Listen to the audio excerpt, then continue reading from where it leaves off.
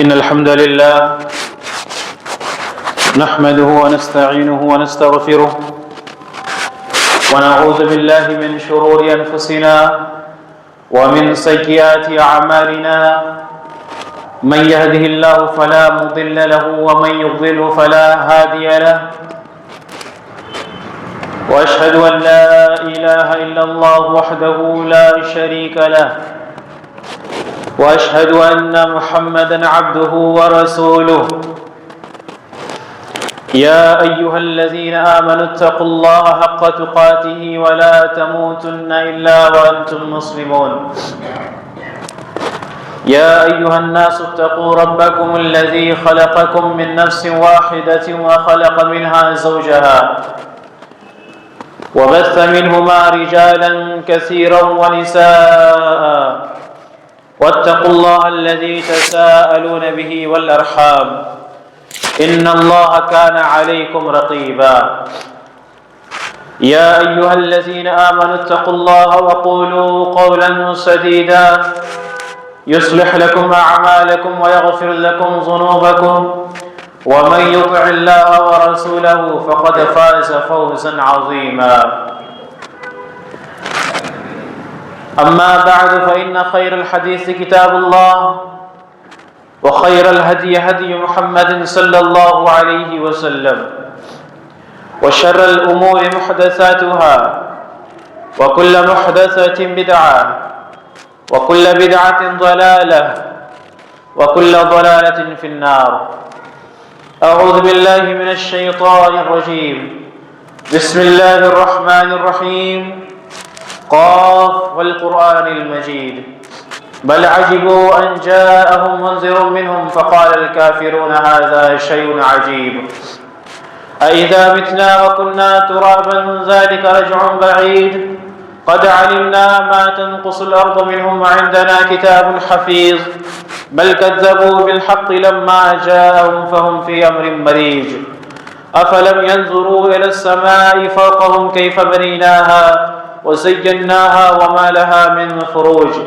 والأرض مددناها وألقينا فيها رواسي وأنبتنا فيها من كل زوج بهيج تبصرة وذكرى لكل عبد منيب ونزلنا من السماء ماء مباركا فأنبتنا به جنات وحب الحصيد والنخل باسقات لها طلع نضيد رزقا للعباد وأحيينا به بلدة ميتا كذلك الخروج كذبت قبلهم قوم نوح وأصحاب الرس وثمود وعاد وفرعون وإخوان لوط وأصحاب الأيكة وقوم تبع كل كذب الرسل فحق وعيد أفعينا بالخلق الأول بل هم في لبس من خلق جديد وقال الله جل وعلا أعوذ بالله من الشيطان الرجيم قل لئن اجتمعت الإنس والجن على أن يأتوا بمثل هذا القرآن لا يأتون بمثله ولو كان بعضهم لبعض ظهيرا رب اشرح لي صدري ويسر لي أمري واحلل عقدة من لساني يفقهوا قولي ربي زدني علما اللهم ربي زدني علما معزز سامعین کرام، حاضرین جمعہ،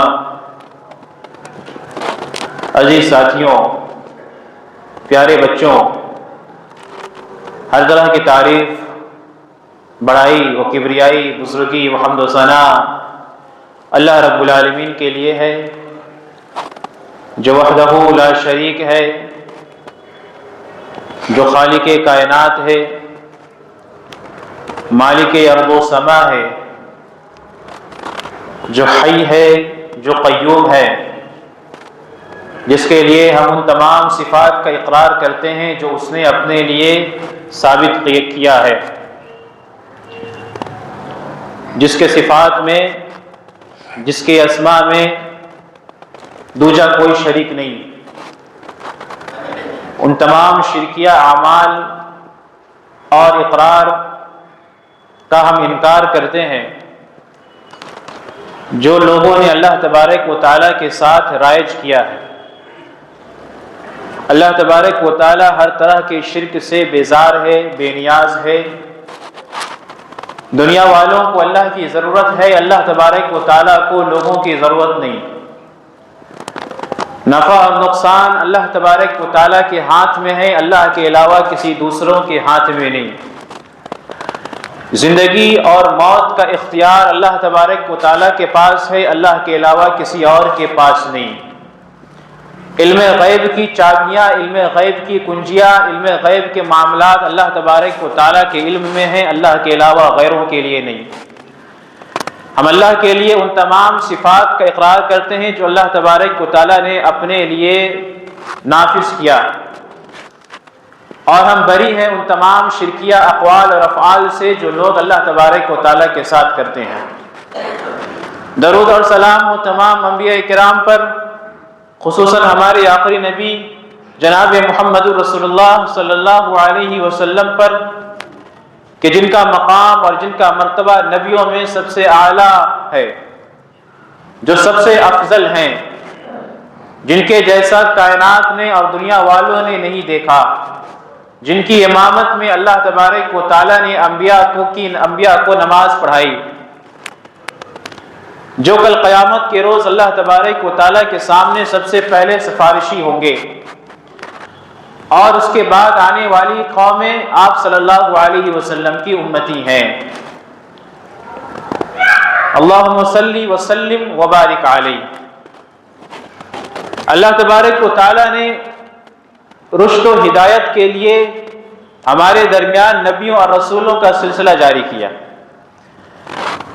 بعض انبیاء پر اللہ تبارک و تعالیٰ نے کتابیں نازل فرمائی، صحیفے نازل فرمائے، اور ہم جس نبی کے امتی ہیں تو اللہ تبارک و تعالیٰ نے جس طریقے سے اس نبوت کو ختم کیا اس نبی کے اوپر، اسی طریقے سے اللہ تبارک و تعالیٰ نے کتابوں کے نزول کا سلسلہ بھی ختم فرما دیا اللہ کے نبی صلی اللہ علیہ وسلم پر۔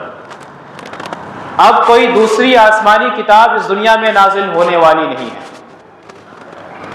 جو کتاب اللہ نے نازل فرما دی اس کی حفاظت کی ذمہ داری تا قیامت اللہ تبارک و تعالیٰ نے لے لی ہے۔ انا نحن نزلنا الذکر وانا له لحافظون، کہ ہم نے قرآن کو نازل کیا اور ہم ہی اس کی حفاظت کرنے والے ہیں۔ ایسی عظیم کتاب، فصاحت اور بلاغت سے بھری ہوئی کتاب کہ اللہ تبارک و تعالیٰ نے رہتی دنیا تک کے انسانوں کو یہ چیلنج دے دیا کہ اگر تم اس کے جیسی ایک سورت یا ایک آیت لانا چاہو تو تم اس کی طاقت نہیں رکھتے، اگرچہ تم ساری انسانیت کو اپنے ساتھ ملا لو، جنوں کو اپنے ساتھ ملا لو۔ قل لئن اجتمعت الانس والجن ان یاتوا بمثل هذا القرآن لا یاتون بمثله ولو كان بعضهم لبعض ظہیرا، کہ نبی صلی اللہ علیہ وسلم کہہ دیجئے کہ اگر انسان اور جنات یہ دونوں مل کر قرآن جیسی ایک سورت لانا چاہے تو وہ اس کی طاقت نہیں رکھیں گے، اگرچہ وہ ایک دوسرے کے مددگار کیوں نہ بن جائے، ایک دوسرے کی مدد کرنے والے کیوں نہ بن جائے۔ اور یہی اہل سنت والجماعت کا عقیدہ ہے کہ قرآن ایک ایسی کتاب ہے جو رہتی دنیا تک باقی رہنے والی ہے، اور قیامت تک اس کے اندر کسی طرح کا کوئی تحریف، کسی طرح کی کوئی تبدیلی واقع نہیں ہو سکتی۔ اللہ تبارک و تعالیٰ نے ہر طرح کی تحریف اور تبدیلی سے اس قرآن کو محفوظ کر لیا۔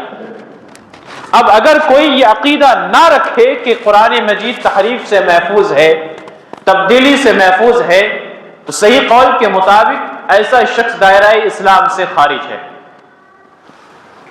ایسا شخص دائرہ اسلام سے خارج ہے۔ ایک ایسی عظیم کتاب جس سے ہم نے اپنے عقائد اور اپنے معاملات کی تعلیمات لی۔ اب ظاہر سی بات ہے مذہبی معاملات میں، مذہبی عقائد میں جب عقائد کی بات آئے تو اس کے لیے ایسی دلیل چاہیے جو دلیل قطعی ہو، یقینی ہو، نہ کہ جو دلیل مشکوک ہو اور شک و شبہ والی دلیل ہو۔ ہمیں کسی بات پر اپنے عقیدے کو پختہ کرنی ہے یا کسی ایک معاملے کو اٹھانا ہے تو اس کے لیے ہمارے سامنے ایسی دلیل ہونی چاہیے جس دلیل میں کسی طرح کی کوئی شک نہ ہو، کوئی شبہ نہ ہو، سامنے والا کوئی اعتراض نہ کر سکے، اور وہ دلیل ایک ہی ہو سکتی ہے اللہ تبارک و تعالیٰ کی طرف سے نازل کی گئی وحی، اور اس وحی میں جو سب سے اعلیٰ ہے وہ اللہ تبارک و تعالیٰ کی کتاب ہے۔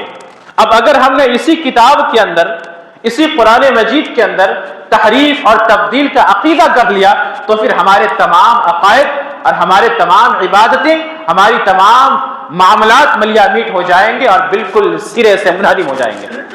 پھر ہم اپنے عقائد کہاں سے لیں گے؟ ہم اپنے مذہبی معاملات کہاں سے لیں گے؟ ہم عبادتیں کہاں سے لیں گے؟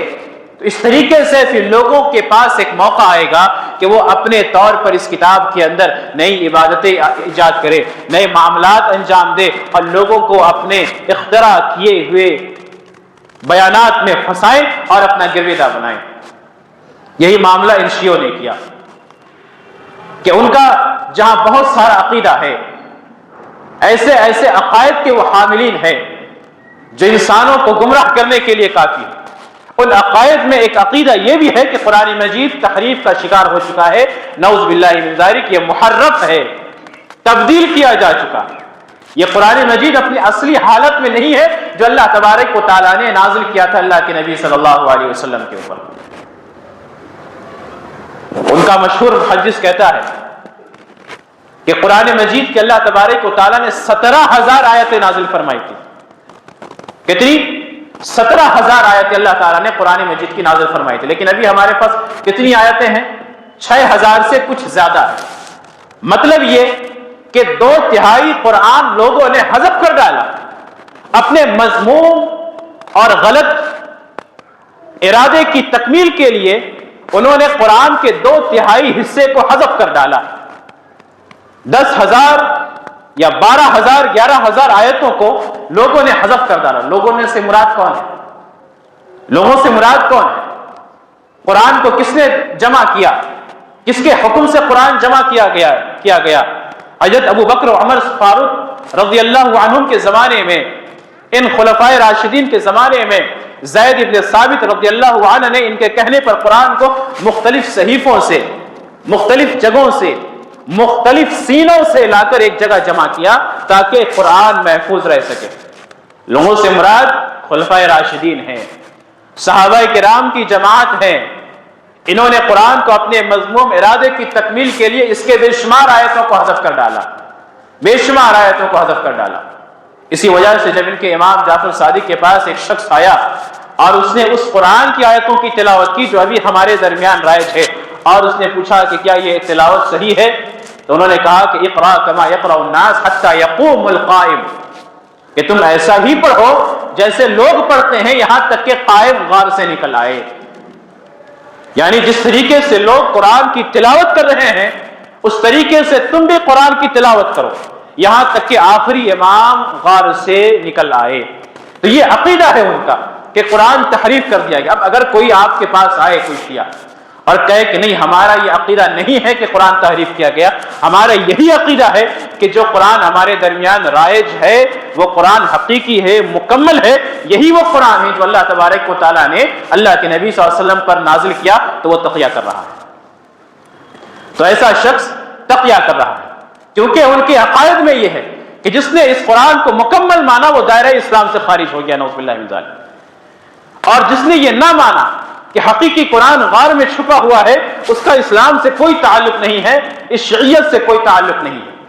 تو یہ عقیدہ ہے ایک طرف اہل سنت والجماعت کا، ایک طرف ان شیعوں کا، یا یوں کہہ لیجئے مسلمانوں کا اور شیعوں کا یہ عقیدہ ہے کہ ہم یہ مانتے ہیں کہ قرآن مجید مکمل ہے، قرآن کی آیتیں ذالک الکتاب لا ریب فیہ، ایسی کتاب ہے جس کے احکام اللہ تبارک و تعالیٰ کی طرف سے ہونے میں کوئی شک نہیں ہے، اللہ تبارک و تعالیٰ نے اسے نازل کیا، وَإِنَّهُ لَتَنزِيلٌ مِّن رَّبِّ الْعَالَمِينَ، اور یہ اللہ تبارک و تعالیٰ کی طرف سے نازل کی گئی ہے ایسی کتاب کہ ساری کائنات مل کر اس جیسی کوئی آیت نہیں لا سکتی۔ یہ اہل سنت والجماعت کا عقیدہ ہے۔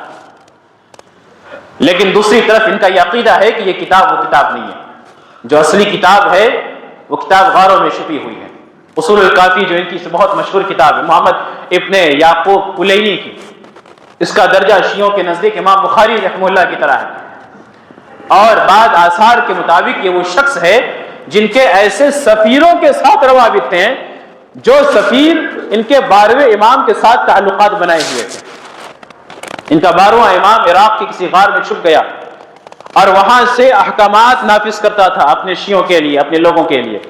ان احکامات کو پہنچانے والے جو لوگ تھے، تعلقات کو بنانے والے، ان لوگوں کے ساتھ اس محمد ابن یعقوب کلینی کے تعلقات تھے ان سفیروں کے ساتھ، اور اس نے اپنی اس کتاب کو اپنے 12ویں مزعومہ امام کے پاس پیش کیا تو انہوں نے اس کی پوری تصدیق کی. مزعومہ مطلب وہ جو خیالی ہوں جس کا حقیقی دنیا سے کوئی تعلق نہیں ہے. تو انہوں نے اس کی تصدیق کی. اس کتاب میں یہ ذکر ہے کہ ایک ان کا راوی ہے ابو بصیر کر کے، وہ آتا ہے امام جعفر صادق کے پاس اور کہتا ہے کہ آپ کے شیعہ آپس میں یہ بات کر رہے ہیں کہ اللہ تبارک و تعالیٰ نے علی رضی اللہ عنہ کو ایسا ایک دروازہ دیا ہے جس سے ان تک 1000 دروازے کھلتے ہیں. جعفر صادق نے کہا کہ اللہ کے نبی صلی اللہ علیہ وسلم نے اس طریقے کا 1000 دروازہ دیا جس سے 2000 دروازے حضرت علی کے اوپر کھلتے ہیں. مطلب اتنا بڑا علم ہے جو اللہ کے نبی صلی اللہ علیہ وسلم نے حضرت علی رضی اللہ عنہ کو دیا تھا، لیکن ہمارے پاس بہت مختصر آیا. کہتے ہیں کہ مخالفین کو کیا معلوم کہ جامعہ کیا ہے، ہمیں جامعہ دیا گیا ہے. کیا ہے جامعہ؟ اس کی تشریح کرتے ہوئے جعفر صادق کہتے ہیں کہ جامعہ وہ کتاب ہے جس کی لمبائی 70 ہاتھ ہے، 70 ہاتھ ہے، جسے علی رضی اللہ عنہ نے خود اپنے ہاتھوں سے لکھا ہے. اس میں ہر حلال اور حرام کی وضاحت کر دی گئی ہے. اس کے اندر ہر معمولی بات کا ذکر ہے، یہاں تک کہ بدن میں خراش لگ جائے تو اس کی دیت کیا ہونی چاہیے اس کا بھی ذکر ہے. مزید کہتے ہیں کہ ہمیں جفر دیا گیا. مخالفین کو کیا معلوم کہ جفر کیا ہے؟ کہتے ہیں جفر ایک چمڑے کا صندوق ہے جس میں سابقہ تمام نبیوں کے علوم اکٹھے کر دیے گئے ہیں. بنی اسرائیل کے جتنے بھی انبیاء آئے اس دنیا کے اندر، تمام کے تمام کا علم اس جفر کے اندر، اس صندوق کے اندر رکھ دیا گیا ہے، اکٹھا کر دیا گیا ہے. اور پھر انہوں نے کہا کہ ہمارے پاس مصحف فاطمہ ہے. لوگوں کو کیا معلوم کہ مصحف فاطمہ کیا ہے؟ انہوں نے کہا کہ یہ تمہارے قرآن جیسی ایک کتاب ہے جو 3 گنا زیادہ بڑی ہے، یعنی 2 گنا زیادہ بڑی ہے. تمہاری آیتوں سے 2 گنا زیادہ اس کے اندر آیتیں ہیں، اور تمہارے قرآن کی ایک آیت بھی اس کے اندر موجود نہیں ہے. تو یہ ان کا عقیدہ تھا کہ موجودہ جو قرآن ہے ہمارے درمیان جو رائج ہے، عالم اسلام میں جو رائج ہے، جس کی تلاوت کی جاتی ہے، وہ قرآن اصلی نہیں ہے. وہ قرآن اصلی نہیں ہے، وہ قرآن نقلی ہے جو خلفائے راشدین نے اپنے مفاد کے لیے جمع کیا اور امت میں عام کر دیا. نعوذ باللہ من ذالک. ان کا ایک محدث ہے الطبرسی، اس کی ایک کتاب ہے الاحتجاج. کس طریقے سے شیخین کریمین ابو بکر و عمر رضی اللہ عنہم کے اوپر یہ بہتان لگاتا ہے، ذرا اندازہ کریں. کہتا ہے کہ جب اللہ کے نبی صلی اللہ علیہ وسلم کی وفات ہوئی تو علی رضی اللہ عنہ نے قرآن کی آیتوں کو جو مختلف جگہوں پر تھے جمع کر کے ان دونوں کے سامنے پیش کیا، جیسا کہ اللہ کے نبی صلی اللہ علیہ وسلم نے وصیت کیا تھا. یہ تمام جو روایتیں ہیں یہ ہماری یا صحیح احادیث کی روایتیں نہیں ہیں، یہ روایتیں ان کی کتابوں سے لی گئی، ان کی کتابوں سے ماخوذ کی گئی روایتیں ہیں. تو علی رضی اللہ عنہ نے ان آیتوں کو جمع کیا اور ابو بکر و عمر رضی اللہ عنہ پر پیش کیا. انہوں نے اس کی پہلی ہی آیت پڑھی، پہلا ہی صفحہ پڑھا تو اسے کہا کہ اسے لے جاؤ، ہمیں اس کی ضرورت نہیں ہے. کیوں؟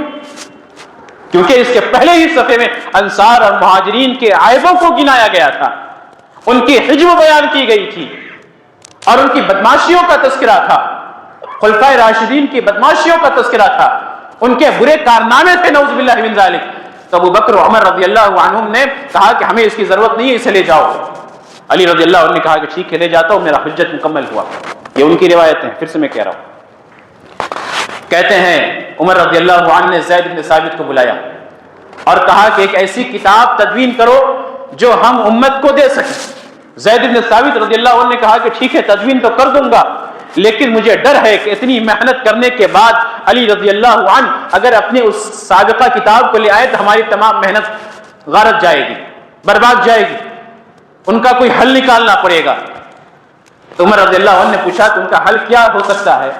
زید بن ثابت نے کہا کہ وہ تو آپ بہتر جانتے ہیں. تو ان دونوں خلیفہ نے ابو بکر و عمر رضی اللہ عنہم نے حضرت علی رضی اللہ عنہ کے قتل کرنے کا ارادہ کیا. نعوذ باللہ من ذالک. اور ارادہ کیا اور اس قتل کی ذمہ داری کسے دی؟ خالد بن ولید رضی اللہ عنہ. لیکن قتل میں ناکام ہو گئے. جب حضرت عمر فاروق رضی اللہ عنہ کا دور خلافت آیا، انہوں نے علی رضی اللہ عنہ کو بلایا اور کہا کہ وہ کتاب پیش کرو، وہ کتاب پیش کرو جو تم نے تدوین کی تھی، جو جمع کیا تھا اللہ کی آیتوں کو. علی رضی اللہ عنہ نے کہا کہ سبحان اللہ، اب یہ نہیں ہو سکتا، اب یہ نہیں ہو سکتا. کیوں نہیں ہو سکتا؟ اب یہ کتاب میرے آخری امام جب غار سے نکلیں گے اسی کے پاس ظاہر ہوگا. اب وہ کتاب میں نے حجت تمام کرنے کے لیے تم دونوں پر پیش کی تھی، میرے طرف سے حجت مکمل ہو گئی، حجت مکمل ہو گئی، جب آخری امام غار سے نکلیں گے اس وقت یہ کتاب ظاہر ہوگا۔ تو یہ روایت طبرسی اپنی کتاب الاحتجاج کے اندر بیان کرتا ہے۔ کئی سارے اعتراضات ہو سکتے ہیں اس روایت کے اندر، نعوذ باللہ من ذالک، کہ کیا ابو بکر و عمر رضی اللہ عنہم نے اللہ کے نبی صلی اللہ علیہ وسلم کی طرف سے جو تعلیمات آئیں ان کے اندر خیانت کی؟ نبیوں کے بعد جن کا سب سے بڑا درجہ ہے وہ ابو بکر و عمر رضی اللہ عنہم کا ہے۔ اگر ہم نے ان کی امانت پر انگلی اٹھا دی، اگر ہم نے ان کی ثقافت پر، ہم نے ان کی دیانتداری کو مشکوک کر دیا، تو پھر کون اس دنیا میں رہ جاتا ہے جس کی دیانتداری کا اعتبار کیا جائے، جس کی دینداری کا اعتبار کیا جائے؟ انہوں نے ابو بکر عمر رضی اللہ عنہم کو مشکوک کر دیا اور ان پر یہ اتہام لگایا کہ انہوں نے علی رضی اللہ عنہ کو قتل کرنے کی کوشش کی اور قرآن کی آیتوں کو حذف کر ڈالا، قرآن کی آیتوں کو بدل ڈالا اور ان میں سے ان تمام آیتوں کو خارج کر دیا جو آیتیں انصار اور مہاجرین کی بدسلوکی کے اوپر تھی، ان کے برے کارناموں کے اوپر تھے۔ تو اس طریقے کا الزام یہ ابو بکر عمر رضی اللہ عنہ پر لگاتے ہیں اور یہ باور کراتے ہیں کہ یہ قرآن اللہ کے نبی صلی اللہ علیہ وسلم کے بعد اس طریقے سے بدل دیا گیا۔ بدلنے والے کون؟ ان کا یہ عقیدہ ہے کہ بدلنے والے ابو بکر عمر رضی اللہ عنہم ہیں، ان کا ساتھ دینے والے عثمان رضی اللہ عنہ ہیں اور زید بن ثابت اور دیگر تمام صحابہ کرام جنہوں نے حضرت علی رضی اللہ عنہ کی ولایت، امامت اور وصایت کو نہیں مانا۔ تو یہ عقیدہ ہے ان کا کہ ابھی موجودہ جو قرآن ہے وہ قرآن اصلی حالت میں نہیں ہے۔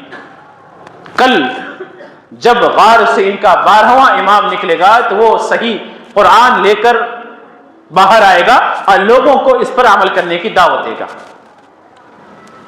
اور مزید کہتے ہیں کہ اگر وہ قرآن ہوتا تو اس میں اہل بیت کے فضائل ہوتے جو تم پڑھ رہے ہوتے، جس کی تم تلاوت کر رہے ہوتے، 12ویں امام کے نکلنے کی تصدیق شدہ آیتیں ہوتی جس کی تم تلاوت کرتے ہیں۔ یہ ان کا عقیدہ ہے اور یہ صرف باتیں ہی نہیں ہیں بلکہ انہوں نے اس کا عملی جامہ بھی پہنایا۔ قرآن کی بے شمار آیتوں کو انہوں نے بدل ڈالا، تحریف کر دیا اور الزام لگاتے ہیں اہل سنت والجماعت پر کہ انہوں نے قرآن کی آیتوں کو بدل ڈالا۔ ایک آیت پڑھی جاتی ہے بار بار خطبہ مسلمہ میں، وَمَن يُطِعِ اللَّهَ وَرَسُولَهُ فَقَدْ فَازَ فَوْزًا عَظِيمًا، کہ جس نے اللہ کی اطاعت کی، اس کے رسول کی اطاعت کی تو وہ بڑی کامیابی میں ہے، اس نے بڑی کامیابی حاصل کر لی۔ اس آیت کو انہوں نے کیسے بدلا؟ وہ کہتے ہیں کہ وَمَن يُطِعِ اللَّهَ وَرَسُولَهُ وَعَلِيًّا وَالْأَئِمَّةَ بَعْدَهُ فَقَدْ فَازَ فَوْزًا عَظِيمًا، کہ جس نے اللہ کی اطاعت کی، رسول کی اطاعت کی۔ مجھے تو یہ ٹکڑا جو عربی زبان میں بیان کیا گیا اس کو یاد کرنے میں بھی ڈر لگ رہا تھا کہ کہیں کل کو اللہ تبارک و تعالیٰ کی ایسی نہ مار پڑے کہ وَمَن يُطِعِ اللَّهَ وَرَسُولَهُ فَقَدْ فَازَ فَوْزًا عَظِيمًا کی تلاوت کے بجائے کچھ اور ہی زبان سے نکل آئے، کیونکہ شیطان تو انسان کے پیچھے لگا رہتا ہے، آپ کی زبان کو کیسے موڑ دے گا آپ کو پتہ نہیں چلے گا۔ انہوں نے کہا کہ جس نے اللہ کی اطاعت کی، رسول کی اطاعت کی، علی کی اطاعت کی اور اس کے بعد کے ائمہ کی اطاعت کی، فقد فاز فوزا عظیما، تو وہ بڑی کامیابی میں ہے، نعوذ باللہ من ذلک۔ اس طریقے سے انہوں نے قرآن کی آیتوں کو بدل ڈالا۔ اللہ کے نبی صلی اللہ علیہ وسلم پر آیت نازل ہوئی، یا ایھا النبی جاہد الکفار والمنافقین، کہ نبی صلی اللہ علیہ وسلم کفار اور منافقین سے آپ لڑائی کیجئے۔ کیا کہا انہوں نے؟ یا ایھا النبی جاہد الکفار بالمنافقین، اے نبی آپ کفار سے لڑائی کیجئے منافقین کے ساتھ مل کر، کفار سے لڑائی کیجئے منافقین کے ساتھ مل کر۔ اللہ تبارک و تعالیٰ نے ایک آیت نازل فرمائی، وَلَقَدْ أَحِدْنَا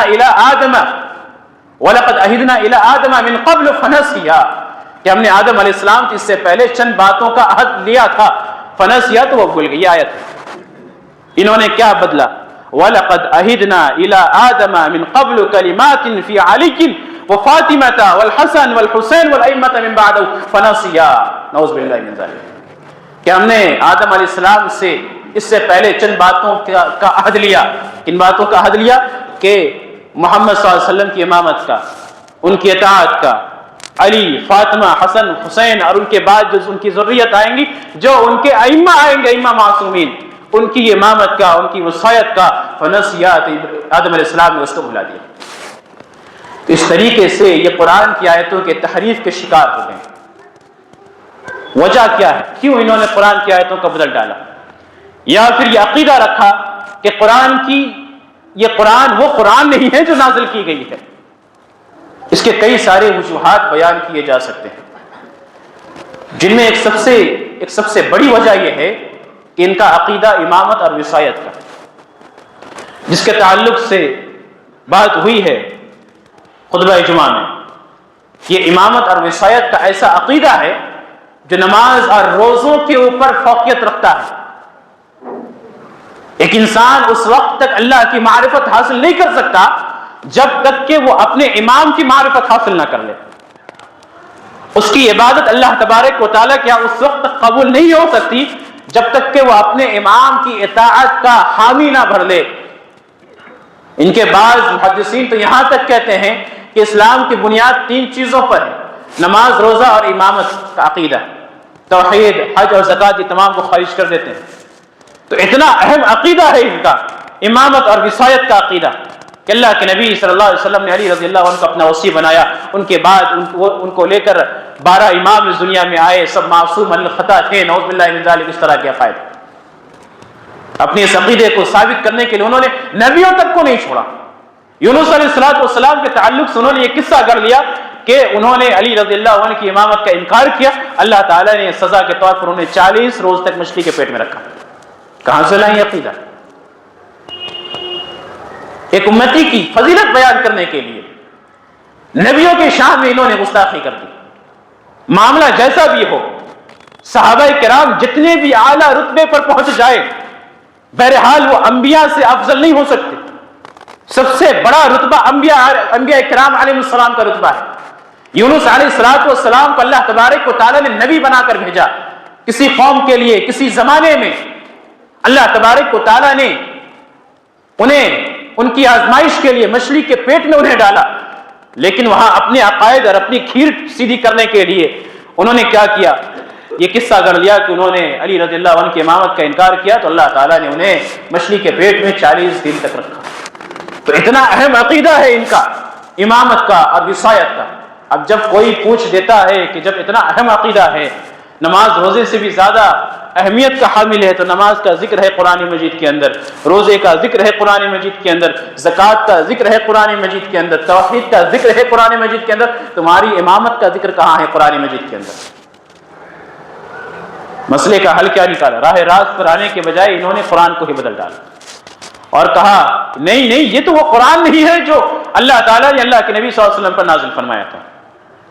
ہمارا جو اصل قرآن ہے وہ قرآن ہے جو آخری زمانے میں ہمارا امام غار سے لے کے نکلے گا، اور اس کے اندر ان تمام چیزوں کا ذکر ہے. تو اس طریقے کی کاروائی اور اس طریقے کا کارنامہ انہوں نے کیا کہ کہیں سوال نہ اٹھ جائے کہ تمہاری امامت کا ذکر کہاں ہے قرآن میں. ہر چھوٹی چھوٹی عبادتوں کا ذکر ہے، تمہاری امامت کا ذکر کہاں ہے؟ تو انہوں نے کہا کہ نہیں، یہ تو وہ قرآن ہے ہی نہیں، ہم کہاں سے دکھائیں گے؟ ہمارا جو اصل قرآن ہے وہ اس دنیا میں ابھی ہے ہی نہیں، وہ کسی غار میں چھپا ہوا ہے عراق کے اندر. جب آخری زمانے میں وہ قرآن نکلے گا تو پھر ہم اسے دکھائیں گے.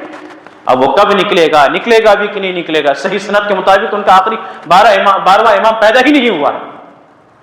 کہتے ہیں کہ 60 سال تک وہ کسی غار میں چھپ کر لوگوں کو ہدایتیں دیتا رہا، اور 60 سال کے بعد وہ یوں ہی اچانک سے گم ہو گیا، پھر کسی کو پتا نہیں. چھپنے کی کیا ضرورت؟ تو اس طریقے سے انہوں نے قرآن مجید کا ہی انکار کر دیا، اس کے بدلنے کا عقیدہ رکھا، اس کے تحریف کرنے کا انہوں نے عقیدہ رکھا. اور یہیں پر بس نہیں، بلکہ انہوں نے قرآن مجید کی بعض آیتوں میں تحریف بھی کی تاکہ اپنی ولایت کو ثابت کر سکے. اللہ تبارک و تعالی نے ارشاد فرمایا یا ایھا النبی یا ایھا الرسول بلغ ما انزل الیک من ربک. یہ قرآن کی آیت ہے کہ اے نبی صلی اللہ علیہ وسلم آپ پر جو وحی نازل کی گئی ہے آپ لوگوں تک پہنچا دیجیے. انہوں نے کیا کہا؟ بلغ ما انزل الیک من ربک فی علی، کہ آپ پر علی کے تعلق سے جو احکامات، جو فضیلتیں نازل کی گئی ہے اسے لوگوں تک پہنچا دیجیے. یہ ولایت کو ثابت کرنے کے لیے یہ انہوں نے اس طریقے کا حربہ اپنایا، کھیل کھیلا. اسی طریقے سے جب یہ عقیدہ ہے کہ یہ قرآن مجید اصلی قرآن نہیں ہے تو پھر اس قرآن کی آیتوں میں تحریف کرنے کی کیا ضرورت ہے؟ جب یہ عقیدہ ہے کہ یہ قرآن مجید اصلی قرآن نہیں ہے، اس کی آیتیں بدل دی گئی ہیں، اور ان کے روایتوں کے مطابق کہ ہمارے پاس مصحف فاطمہ ہے جس میں تمہاری قرآن جیسی 2/3 قرآن کا اور اضافہ ہے، اور تمہارے قرآن کی ایک آیتیں بھی اس کے اندر نہیں ہیں۔ تو جب یہ عقیدہ ان کا ہے کہ یہ قرآن اصلی قرآن نہیں ہے، بدلی ہوئی ہے، تو پھر بدلی ہوئی قرآن میں مزید تبدیلی کرنے کی کیا ضرورت ہے؟ اب پتہ کیسے چلا کہ بدلی ہوئی ہے؟ علی رضی اللہ عنہ نے تو عمر فاروق رضی اللہ عنہ کے مطالبے پر کہا کہ نہیں، اب وہ قرآن ظاہر نہیں ہو سکتا، اب وہ قرآن اسی وقت ظاہر ہوگا جب ان کا قائم آخری وقت میں غار سے نکلے گا۔ علی رضی اللہ عنہ نے چھپا دیا، تو جب چھپا دیا علی رضی اللہ عنہ نے اس قرآن کو، تو اس قرآن کی آیتوں کے بارے میں پتہ کیسے چلا کہ دراصل وہ آیت یہ نہیں تھی، وہ آیت ایسی تھی۔ کنتم خیر امۃ اخرجت للناس، یہ ہم تلاوت کرتے ہیں سورہ آل عمران کی آیت ہے۔ انہوں نے کہا کہ یہ آیت ایسی نہیں ہے، یہ آیت ہے کنتم خیر ائمۃ اخرجت للناس، نعوذ باللہ من ذلک، کہ تم بہترین ائمہ ہو، تم بہترین امام ہو جو لوگوں کے لیے نکالی گئی ہو، یہ آیت ہے۔ تو جب قرآن چھپ گیا ہے تو آپ کو پتہ کیسے چلا کہ قرآن جو اصلی قرآن ہے اس کے اندر آیت یہ نہیں ہے، یہ آیت۔ اسی وجہ سے اللہ تعالیٰ نے قرآن مجید میں ارشاد فرمایا کہ اگر یہ قرآن اللہ کے علاوہ کسی اور کی طرف سے نازل کیا گیا ہوتا تو لوجدوا فیہ اختلافا کثیرا، تو وہ اس کے اندر بہت سارے اختلاف پاتے۔ تو اس کے اندر اتنے سارے اختلافات ہیں، یہ اس بات کی دلیل ہے کہ یہ کوئی شریعت منزل من اللہ نہیں ہے، یہ لوگوں کی اپنی بنائی ہوئی شریعت ہے۔ اس مذہب کی بنیاد جس شخص نے رکھی، اس کا جو بانی ہے عبداللہ ابن سبا، وہ جس مذہب کا دعوے دار تھا، جس عقیدے کے ماننے والا تھا، اس عقیدے کے لوگوں نے اپنی کتابوں کو تحریف کر ڈالا تھا، اپنی کتابوں کو بدل ڈالا۔ یہود و نصارہ نے کہاں اپنی کتابوں کو چھوڑا؟ آج ہمارے سامنے جو تورات اور انجیل ہے وہ کہاں اصلی حالت میں ہے جو اللہ تعالیٰ نے نازل کیا تھا؟ جیسے جیسے لوگ آتے گئے اس کے اندر تحریف اور اس کے اندر تبدیل کی جاتی گئی۔ تو یہی کھیل اور یہی کارڈ اس نے اس مذہب کے ساتھ کھیلا کہ ہمارا کوئی عقیدہ قرآن مجید میں نہیں ہے، قرآن مجید کے ماننے کا ہی انکار کر دو۔ اچھا، قرآن مجید کو نہیں مانیں گے تو اس کے لیے صحابہ کرام نے ہم تک قرآن مجید کو پہنچایا، صحابہ کرام کی ثقافت، صحابہ کرام کی دیانت داری کو ہی مشکوک کر دو، نہ رہے گی بانس نہ بجے گی بانسری والا معاملہ۔ کہ جب ہم صحابہ کرام کو خائن مانیں گے، نعوذ باللہ کفار مانیں گے، نعوذ باللہ مرتد مانیں گے، تو پھر ہم ان سے تعلیمات کیوں لیں گے؟ ہم ان سے اپنے دینی احکام کیوں لیں گے؟ دینی مسائل میں ہم ان کی طرف رجوع کیوں کریں گے؟ اس طریقے کا معاملہ انہوں نے کیا قرآن مجید کے ساتھ۔ یہ عقیدہ ان شیعوں کا ہے کہ موجودہ جو قرآن ہے یہ قرآن بدلی ہوئی ہے، اسی وجہ سے یہ حفظ قرآن پر اتنا زور نہیں دیتے۔ یا بعض علاقوں میں حفظ قرآن کو مکروہ سمجھتے ہیں، ناجائز سمجھتے ہیں، اور ان کے ہاں جو حافظ قرآن ہوتا ہے اسے بڑی حقارت کی نگاہ سے دیکھتے ہیں۔ کیوں؟ کیونکہ یہ قرآن اصلی قرآن ہے ہی نہیں ان کی نظر میں۔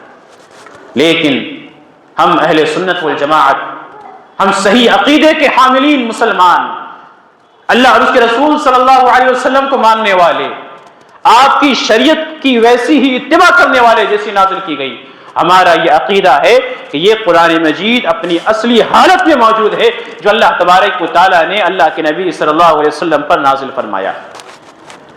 1450 سال کا زمانہ گزر گیا لیکن اس قرآن کی ایک آیت بھی نہ بدلی گئی، نہ اس کے ایک حرکات کو بدلا گیا۔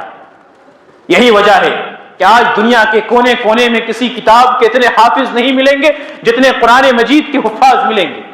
یہی وجہ ہے کہ اس قرآن کی ہر آیتوں پر ایک مسلمان کا مکمل عقیدہ ہے، مسلمان کی عقیدت ہے، اس کے احکامات کو اپنی زندگی میں نافذ کرتا ہے۔ کیوں؟